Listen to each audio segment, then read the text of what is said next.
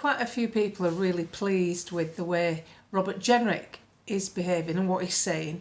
You know, his smooth, slick outdoor videos with very clear diction. Yeah, I know the filmmaker is really, really good actually. And he's saying all the right things, he really is. But he's a Tory and I've lost trust in the Tories. The reason I've lost trust is quite personal for me because I gave up a huge chunk of my life to fight for Brexit because that's what I believed in, because I knew it was right for the country, because to move forward and for future generations to live the kind of life that I lived, we're going to have our sovereignty. Now, unfortunately, the arrival of Tony Blair into politics changed the political landscape for everyone because he was savvy enough to change the civil service and create lots of NGOs that basically have more power than the government. They can override us in many ways, and this should never happen. You shouldn't give power to bureaucrats because they do what they want. They're unaccountable. They don't have to answer to the voter.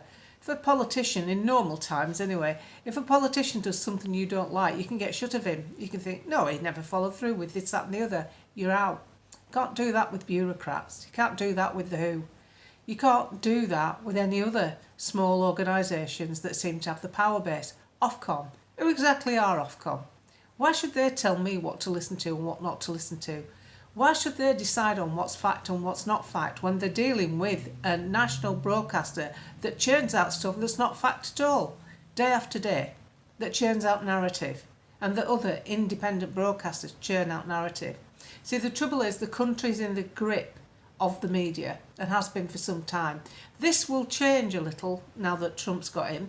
Hopefully Trump gets his 4 years and then Vance takes over and possibly gets another 4 or 8 years after that, which gives a 12-year start into pushing back the rock that we're sliding under, we're being crushed by, which is globalism. Globalism, communism, call it what you want. It's all the same stuff. It's basically huge corporations that will wipe out small businesses, independent retailers, the self-employed, where everybody will be working for the big machine.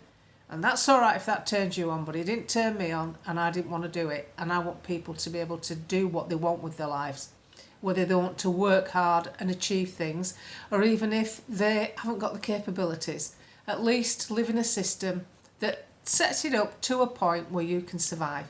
That doesn't mean to say we should put up with out-and-out sponges, interlopers who come into the country, who then sap everything that we've worked for. I have one agenda, one issue that I fight, and occasionally I jump off for a bit of humour and, maybe to support someone like Tommy Robinson, who I think has been treated abysmally. So I regurgitate that every so often to keep the issue alive.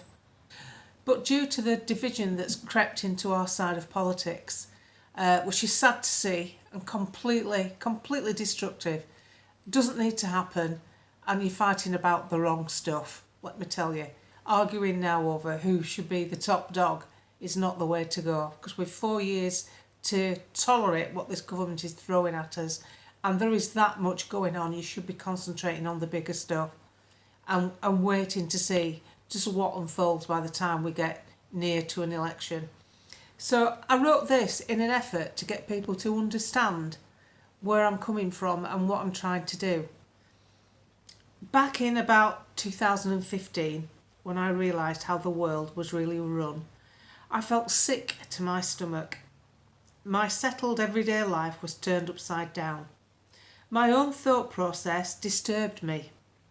To think that our cushy way of life here in Britain was deliberately being undone, it made me feel helpless, sad and cornered. How long would it take? What would my old age look like after all the infrastructure and the British way of life was not only neglected, but treated as a free-for-all for anyone who just turns up? Legal or illegal, they're gifted everything that we've put in place for ourselves, and I feel cheated. My first 20 years on the planet was with loving parents, but a frugal commodities home, a cold house, not much money, and an inner feeling that there surely must be something better than this. There was, and I did what it took to grab hold of it. I worked hard, I got on, and I treated those around me well. So the next 30 years on the planet were spent building a life I wanted to live, rather than a mere existence that I was stuck with. Life was good. I'd got to where I wanted to be, only to witness various well-heeled, well-paid politicians and other figures create legislation to take all the things I'd worked for away from me. You too, actually, because we are all in this together. The ridiculous bank bail-in scheme from Cameron in 2015, cleverly issued just as Parliament was closing for Christmas and nobody noticed, which gives the banks the right to seize your savings should they collapse for any reason. This ridiculous bank bail-in scheme from Cameron really got me on alert. I decided to fight. I knew most people didn't quite get it, because there was a time when I didn't either. I had no weapons as such. My ammo was an ability and the patience to explain things. I asked questions, I read documents, I got clued up and made some great contacts along the way. I have one goal. It's never changed. Occasionally I jump off topic for humour and phone a cause I care about, such as the unforgivable treatment of a man known to us as Tommy Robinson. But generally my fight stays the same. Whether it's Brexit, lockdown, forced mandates, it's actually all the onslaught of communism. They dress it up with new titles like stakeholder capitalism, but it's still a form of unhealthy tyranny that a fun-loving nation like Britain can do without and should not be driven into. Big corporations need big government to survive. Why did Starmer meet his first days in office? Why wasn't it with farmers and workers? It was with the cold, hard faces of corporatism, Gates and Fink. It's a huge endeavour for all of us to push back this mighty, well-funded beast called globalism, but push we must. I've never monetised my 2 Facebook pages. My YouTube has the absolute minimum of 2 ads at the beginning, which you can skip. There's no ad breaks, there's no merchandise, there's no members club, there's no paid subscribers. I've treated my blogging as tenaciously as any work I've ever done. I'm just one person wading through the swamp like everyone else, with the time and the patience to simply give it my best shot. We aren't going to agree on everything. We will have our preferences. But after 8 years of daily effort, I can tell you with confidence that every time you have a snide, useless comment about someone on the same side of the fence, you weaken the whole perimeter. Remember what we're fighting here. We know the next 4 years will be a rough ride. Our job is to make it sure it doesn't turn into 9. So I've put that on my social media because I think it's important that we focus on what's really happening. Why I say that, I'm going to give you some instances, because while we're arguing about who's got the best jockey for the job, this is what's unfolding every single day, all the time. There was a plan to phase out gas boilers by the year 2035. That's been dumped. Sounds like good news. The government have dumped the plans. But guess what? Ed Miliband and his crew are now lobbying gas companies to make boilers more expensive so that heat pumps don't look as expensive as they really are. So they pretend to give you something back and take it off you in another area. So it's disingenuous. There's absolutely no need. It's not because of parts going up. It's not because steel's got more expensive. It's because the government want them to be more expensive so that you will not balk at going for an electric heat pump. Council tax has gone up and second homes are now to be taxed at 100%. But here's the kicker. MPs will not suffer this extra tax. I'll read you out what it says on Yahoo, which has been taken from a leaked email to the Telegraph. I use Yahoo because they usually cover Telegraph stories without having to pay for the paywall. I won't pay for news. MPs will be spared from a new council tax premium on second homes, leaving taxpayers on the hook for 5-figure bills, the Telegraph can reveal. Town halls will be able to charge 100% council tax on additional properties. from this month, a move that's left homeowners facing crippling bills, including on inherited homes. However, the allowance for MPs funded by the taxpayer will rise to cover the surcharge, allowing them to pass the whole bill on to the public. So not only will they not suffer the bill, we will be suffering it for them. Now, when this sort of legislation is going on, every single person in this country who gets a council tax bill should be emailing every single MP to tell them what they think of them. Mine's gone off. This is absolutely appalling, and this is only the small stuff. There isn't time to nitpick about who's got the best fighter in the ring, because these people are crushing us with a boulder so big you cannot lift it on your own. So we need to pay attention to everything that's going on, because we do have the powers to fight back, to stop the rot. I got a message from a councillor. I've had a couple of messages actually, but one of them was quite concerned because he's crossed the floor. He's gone to the unmentionable Reform Party and he wondered how he would be received. Everybody was fine. Nobody bothered.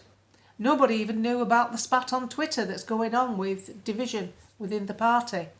They got down to business. They discussed what was going on with local matters. There were several things on the agenda that were quite urgent. They all sat down together and they all came up with a plan. And they got on and they did the work, because there's work going on out there. There's real work going on out there by good people. Moving on. In the Lake District, 2 hotels very close to each other, one a luxury wedding venue, has closed. It's been sold whilst it's closed. It's called the Villa at Levens, a little known place in the Lake District. Further up the road, a Lake District hotel, a pub, they've also closed. They've just not taken any more bookings. Nobody's said what's happening, whether it's closing down or what's going on. They've both closed because of ongoing costs, wage bills, energy, the usual thing. But what's going to happen? I'll show you the pictures. Both quite nice places, one a bit grandiose and one typical country pub. Now, I've no idea what's going to happen to these venues. It may be nothing at all. But because I'm aware of things going on and I'm always pushing back, and we know there's a mega mosque being built in the Lake District. It's huge. Supposed to be for the 30 or 40 doctors at Barrow Hospital who need somewhere to worship. But they've got a prayer room in the hospital. I'm not sure where this will lead. I'll keep an eye on it. And I'll let you know. It's in the North West Mail, which used to be the Barrow Mail, I think it was called. So all these things are going on around us all the time. And when you've got a government that's lying about the figures, about deportations, when they're not the real figures, you've got to keep an eye on things. So we have to remember what we're fighting here and who the direct enemy is. And, you know, the Vikings were a particularly successful race, if you want to call it, of people who did really well overseas when they were going pillaging. And do you know why? Because when they wanted something else, they worked together.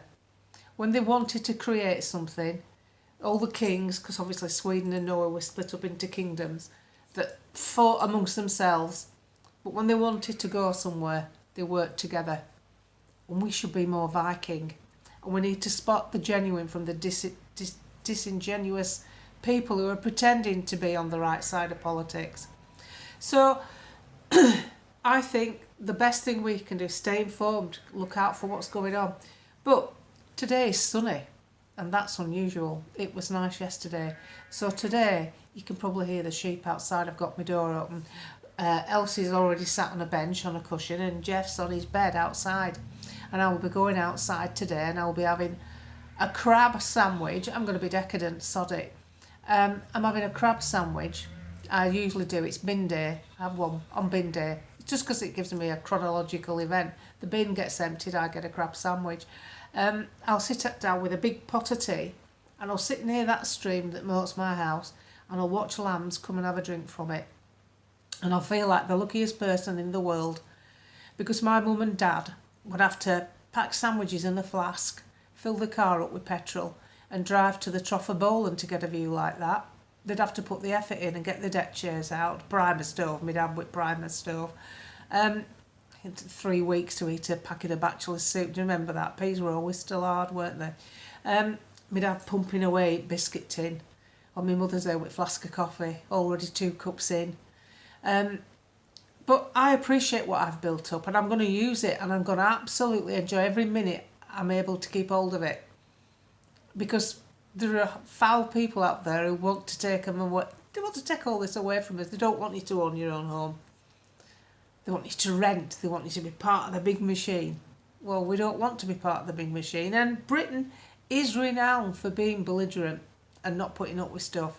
And I'm relying on that because I think deep down we're all a pretty good sort and we're on the same side.